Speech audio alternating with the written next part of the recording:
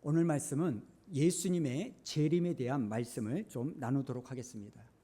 이 주제에 대한 사람들의 반응은 크게 두 가지로 나뉩니다. 하나는 무조건적인 거부입니다. 특별히 1992년 10월 28일 다 미치게 하는 다미 선교회 때문에 이 시한부 종말론자들 때문에 예수님의 재림이라는 이 주제 자체를 좀 거부하고 불편하고 그걸 말하면 이단으로 터부시되는 그런 경향이 있습니다.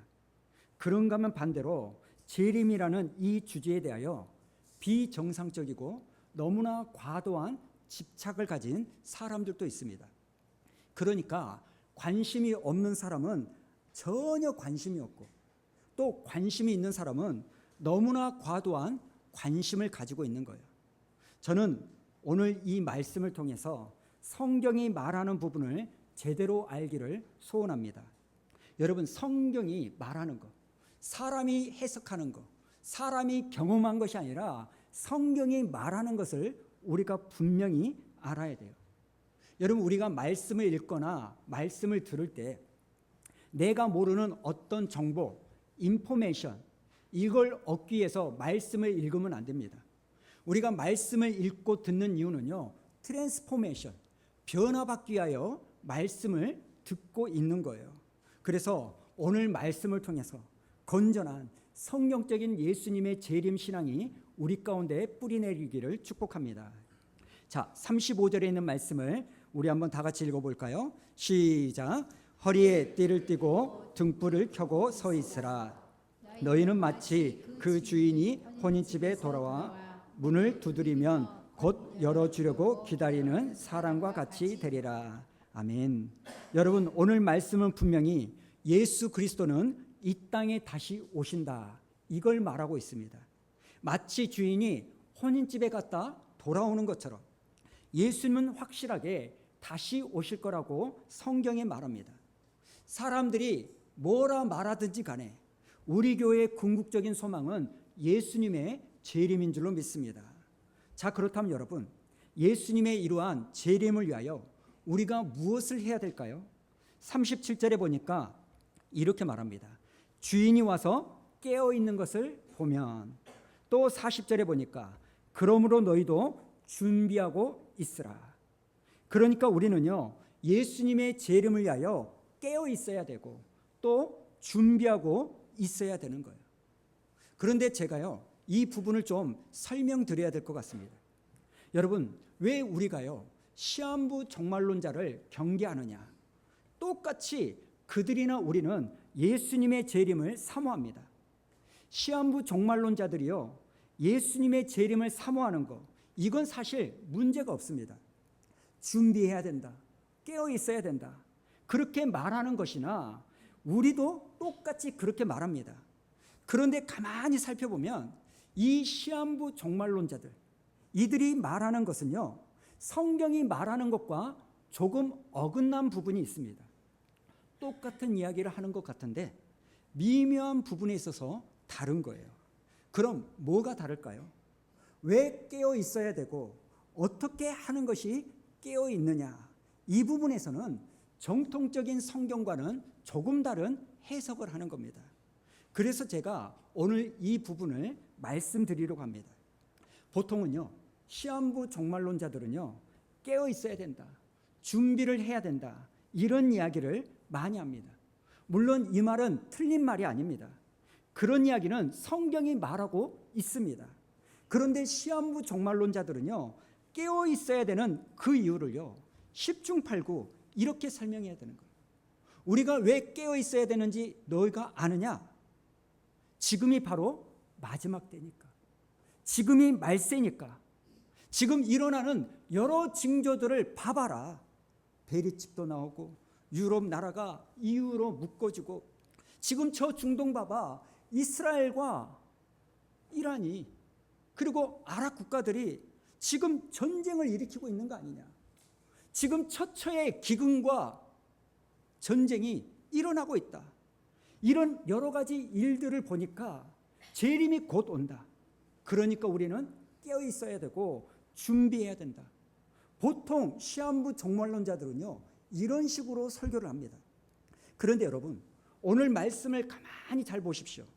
오늘 말씀은요, 예수님의 재림의 때가 가까우니까, 말세가 곧 올 거니까 우리 보고 깨어 있으라, 이렇게 말하지 않습니다. 여러분, 이런 선입견을 내려놓고 말씀을 잘 보시기 바랍니다. 40절을 다시 보시면, 그러므로 너희도 준비하고 있어라. 그리고는 우리가 이렇게 준비하고 있어야 되는 그 이유를 뭐라고 말합니까? 시한부 종말론자들과는 다르게 말하는 거예요. 뭐라고 하죠? 생각하지 않은 때에 인자가 오기 때문이다. 여러분, 이 미묘한 차이를 아시겠습니까? 46절 우리 다 같이 읽어볼까요? 시작. 생각하지 않은 날, 알지 못하는 시각에 그 종의 주인이 이르러 엄히 때리고 신실하지 아니한 자의 받는 벌을 처하리니. 아멘. 생각하지 않는 날, 알지 못하는 시각에 주인이 오기 때문에 우리는 깨어있고 준비하고 있어야 되는 거예요. 여러분, 이 미묘한 차이를 아시겠습니까? 시한부 종말론자들은요, 자꾸 무슨 이야기를 하냐? 자꾸 때를 이야기해요. 때를. 지금이 어떤 때인 줄 아느냐? 마지막 때다. 그래서 그 때를 위하여 깨어 있어야 되고 준비하고 있어야 된다. 그런데 오늘 주님은 때를 말하는 게 아니라 뭘 말해요? 주인이 언제 올지 모르기 때문에 우리는 깨어 있고 준비하고 있어야 된다는 거예요. 여러분, 이 미묘한 차이를 아시겠습니까? 비유를 한번 해보죠. 우리가 학교를 다니면 기말고사 시험을 보잖아요. 그런데 우리는 이 기말고사 시험을 위하여 항상 깨어있고 준비하고 있어야 됩니다. 문제는 우리 한국인들의 DNA 속에 뭐가 있습니까? 소위 벼락치기라는 이상한 DNA가 있어요. 그래서 우리가 어떤 일을 합니까? 기말고사가 2주를 다가와도 준비 안 해. 일주일 다가와도 준비 안 해. 한 이틀 다가오면 그때서야 우리는 뭐라고 말해요? 야, 기말고사 이제 얼마 안 남았다. 지금 준비해야지. 이제 기말고사 볼 때가 얼마 남지 않았어. 이제는 시험 준비해야 돼. 왜요? 때가 얼마 남지 않았으니까. 어제 제 아내가요, 문득 저에게 물어보더라고요. 담임 목사로서 자격이 있는가? 강인이 수능 며칠 남았게? 이렇게 물어봐요. 아, 그래. 제가 뭐예요? 아, 뭐 해야 되는 거 아니야? 저한테 그렇게 하길래 다 때가 되면 해. 그래가지고 제가 어제 저녁에 검색을 해봤죠. D-Day 며칠이냐? 100일이 되려면. 그랬더니 이번 주 화요일이더라고요. 이번 주 화요일 100일입니다. 인서울 하면 좋겠지만 자기의 점수에 맞춰서 잘 가기를 원하는데, 좀 여담입니다만 우리 아이 수능 보잖아요. 100일 화요일입니다. 쿠폰이라도 하나씩 날려주시기를 부탁드리겠습니다. 사실 우리는 이런 습관 때문에, 벼락치기라는 습관 때문에 예수님을 믿는, 주님을 기다리는 재림에 대해서도 항상 때를 찾습니다. 때가 됐으니까 해야 된다. 물론 이런 식의 설교가 틀렸다는 게 아닙니다. 지금 이 시대는 정말 마지막 때고 말세입니다. 그런데 제가 오늘 여러분에게 말씀드리고 싶은 것은, 오늘 주님의 말씀의 초점은 이거랑 조금은 다르다는 거예요. 성경은 오히려 시험 날짜가 정해져 있는 것이 아니라 1년 중 어느 때 불시에 시험 볼 줄 누구도 모르기 때문에 항상 시험 준비를 하고 있으라는 겁니다. 여러분, 이 차이를 아시겠습니까? 주님이 오실 때가 됐기 때문에 우리가 준비해야 되는 것이 아니라, 주님이 언제 오실지를 우리는 모르기 때문에 항상 깨어 준비하고 있어야 되는 거예요. 사실 예수님께서 이 재림에 대하여 말씀하실 때 가장 경계한 게 뭡니까? 그때와 시기를 알려고 하지 말라는 겁니다.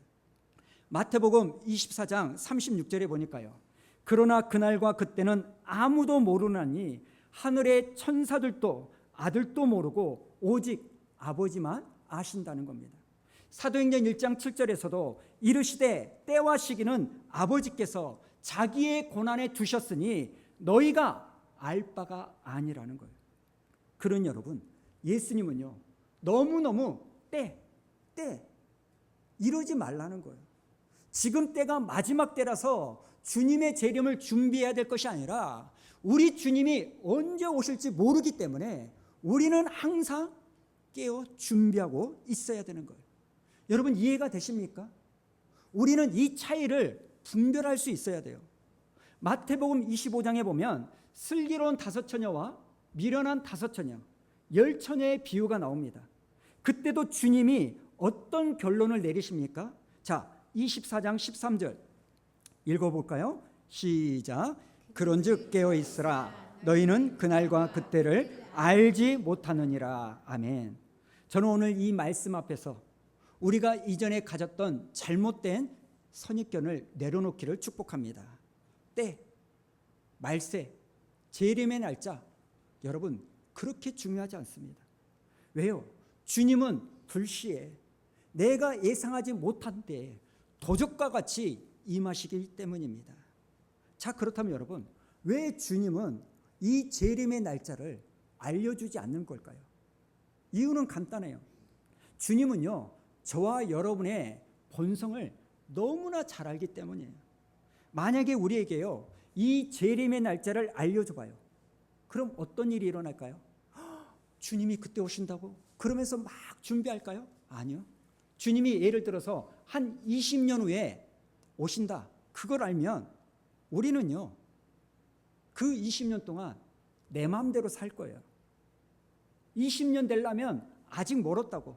19년 정도는 내 마음대로 막 살다가 벼락치기 하듯이, 어떤 사람은 1년 전부터, 또 어떤 사람은 6개월 전부터, 아니 양심이 있는 사람은 1개월 전부터, 근데 정말 계산적인 사람은 한 2, 3일 전부터 예수 믿는다고 교회 문턱을 뻔질나게 다닐 거예요.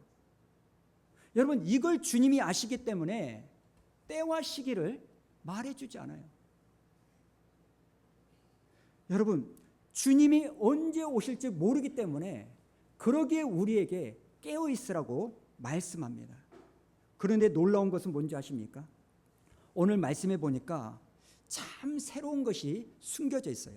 제가 이걸 말씀드리기 전에 잠깐 한 가지를 말씀드리고 싶습니다. 35절에 보니까요 주님이 뭐라고 말하냐?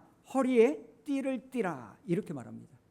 그 당시 사진을 보여주시면 사람들은요 발목까지 내려오는 긴 겉옷을 입고 다녔습니다.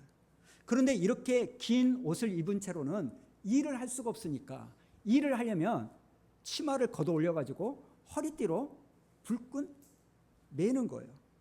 그러니까 허리에 띠를 매라 이 말씀은 네가 언제든지 움직일 수 있게 일할 준비를 하고 있으라는 거예요. 그리고 36절에서 주인이 혼인집에 갔다고 했는데 그 당시 혼인잔치는요 우리처럼 하루로 끝내는 것이 아니라 3일 4일 길면 일주일 이상을 잔치를 열었다고 합니다.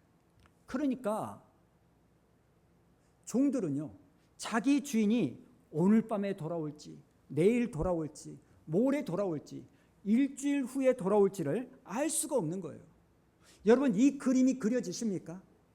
그러니까 주인이 언제 올지를 모른다는 거, 이게 이 그림 안에 다 그려져 있는 거예요.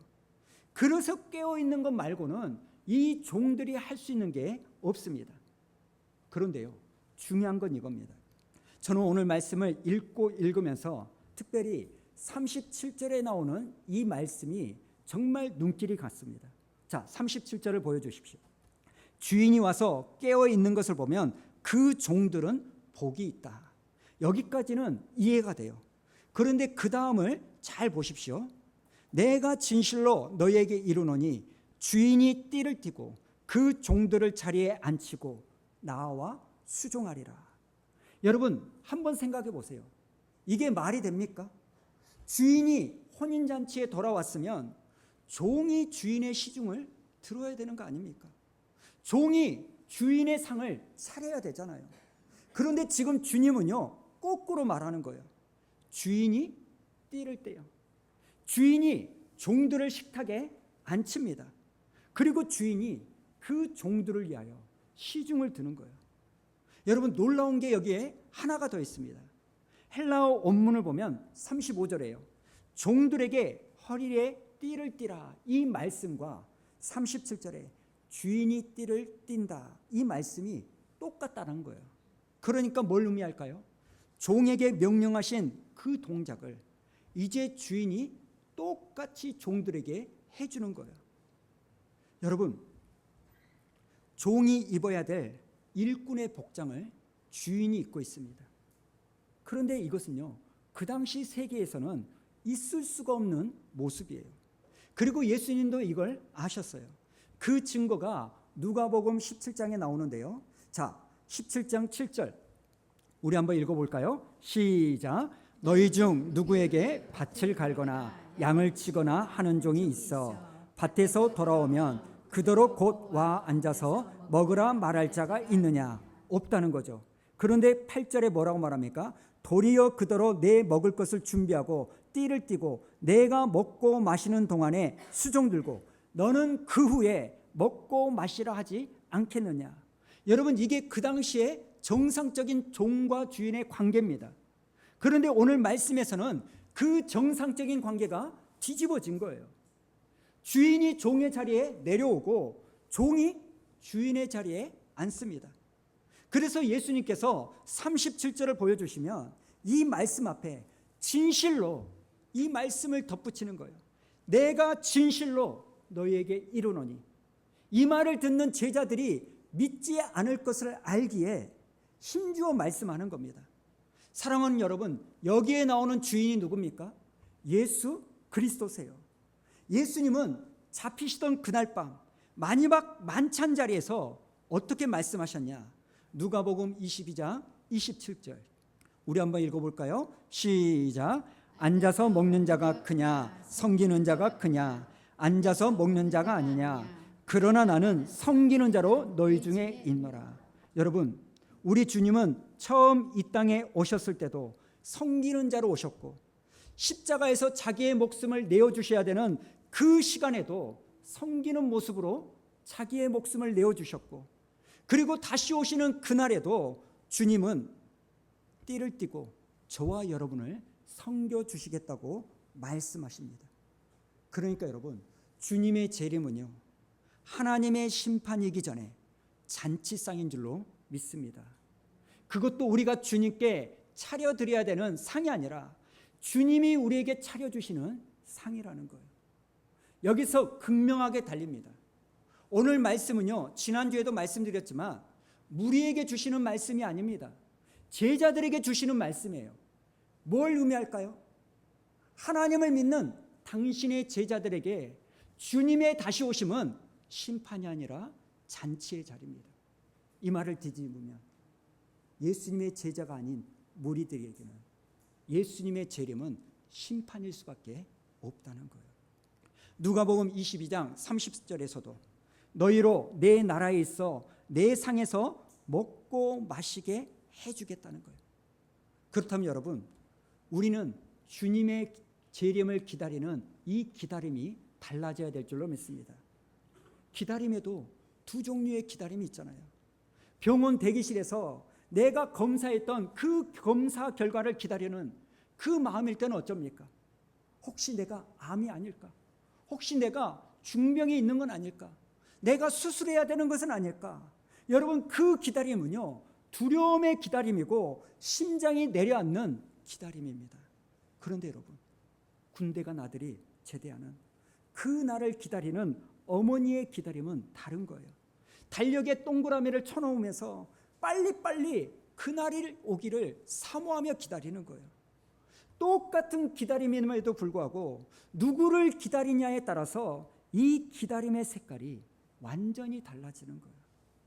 여러분, 시한부 종말론이 만들어내는 이 기다림은 두려움의 기다림입니다. 이 사람들은요, 징조를 세고 날짜를 계산하고, 그래서 우리가 심판받으면 어떡하나 불안에 떠는 기다림이라면, 그러나 성경이 말하는 기다림은 사모함의 기다림인 줄로 믿습니다. 초대교회 성도들은 다 그렇게 주님의 다시 오심을 사모하며 기다렸어요. 그래서 그들에게 인사말이 하나 있었잖아요. 그게 뭡니까? 마라나타라. 무슨 뜻입니까? 주여 어서 오시옵소서. 만나면 마라나타, 헤어질 때도 마라나타. 핍박 속에 있다 할지라도 그들은 주님의 다시 오심을 기다리며 두려워하는 것이 아니라 사모하며 기다렸다는 거예요. 여러분, 성경에 나오는 마지막 기도가 뭔지 아십니까? 요한계시록 2장 20절에 보면 아멘 주 예수여 오시옵소서. 성경은요, 이 기도로 성경이 끝나는 거예요. 그런데 우리는 주님 오신다고요?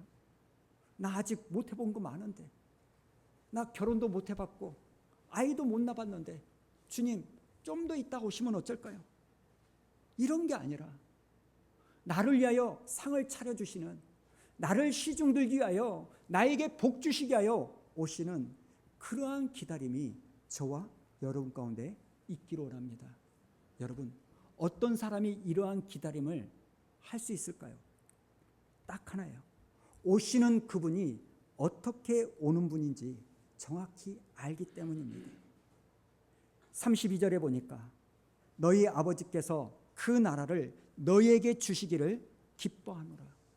우리에게 하나님의 나라를 주기를 기뻐하시는 아버지, 그 아버지께서 보내신 아들이 다시 오시는 겁니다.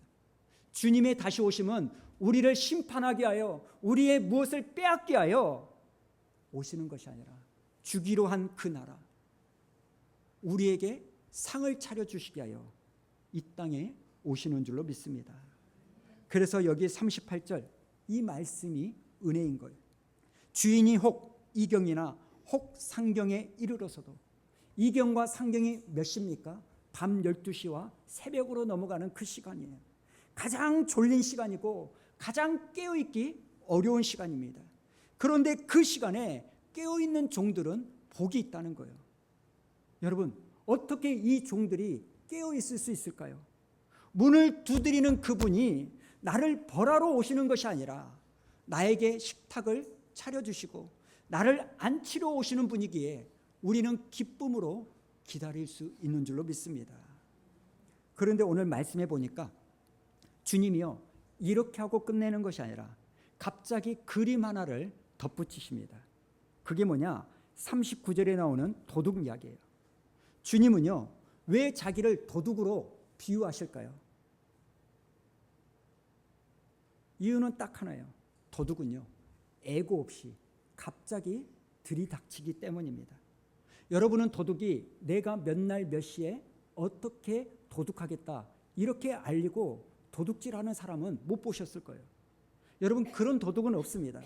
그래서 주인은요, 도둑이 언제 올지 모르기 때문에 이 도둑을 막기가 쉽지 않습니다. 그런데 주님의 오심도 이 도둑처럼 아무 예고 없이 찾아온다는 거예요. 그래서 우리에게는요, 이 두 그림의 신앙의 모습이 필요합니다. 혼인집에서 돌아오는 주인의 그림은요, 우리가 어떤 분을 기다리는지, 나에게 상 주시고 나에게 잔치를 벌여주시는 주님을 기다린다, 이걸 보여주고, 도둑의 그림은요, 그분이 불시에 애고 없이 갑자기 오기 때문에 우리는 항상 깨어 준비하고 있어야 됨을 말해주고 있다는 겁니다. 사랑 여러분, 오늘 말씀에서 이걸 아셔야 됩니다.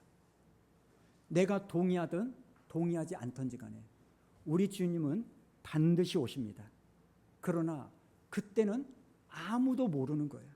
그래서 우리는 어떻게 해야 됩니까? 항상 깨어있고 준비해야 될 줄로 믿습니다. 그런데 오늘 우리는 여기서 한 가지를 더 봤습니다. 주님이 언제 오실지는 모르지만 어떤 분으로 오는지는 알게 된 겁니다. 우리 주님은 띠를 띠고 우리를 섬기기 위하여 오실 줄로 믿습니다. 우리를 잔치 자리에 앉히기 위하여 이 땅에 오신다는 거예요. 여러분은 예수님의 재림을 두려워하십니까? 혹시 그 시한부 종말론자의 그 해악 때문에 주님의 재림에 대한 소망을 잃어버리지는 않으셨습니까? 아니면 먹고 사는 것이 너무나 바빠서 내 발등에 떨어진 불이 너무나 크기 때문에 주님이 다시 오신다는 이 사실 자체를 잊고 살지는 않으시냐는 거예요. 물론 그럴 수 있습니다. 먹고 사는 일 너무나 무겁습니다. 그런데 여러분, 그렇게 무거운 짐을 지고 하루하루를 사는 저와 여러분에게 오늘의 말씀이 얼마나 위로가 되는지 모릅니다. 언젠가는 문 두드리는 소리가 날 것이고 그 소리를 듣고 우리가 문을 열면 주님께서 우리를 앉히시고 우리에게 상을 베풀어 주시는 그 주님을 만나게 될 줄로 믿습니다. 우리 주님은요, 지금 예배를 마치는 이 순간, 아니 예배 끝나고 저기에 가서 김밥을 먹으며 교제하는 그 순간, 아니면 오늘 밤에 언제 오실지는 모릅니다. 그러나 그분이 오실 때는 저와 여러분을 심판하기 위하여 오신 것이 아니라 여러분을 위로하시고 여러분에게 상과 잔치를 베풀어 주게 하여 온 줄로 믿으시고 주님의 오심을 사모하는 저와 여러분 되기를 축복합니다.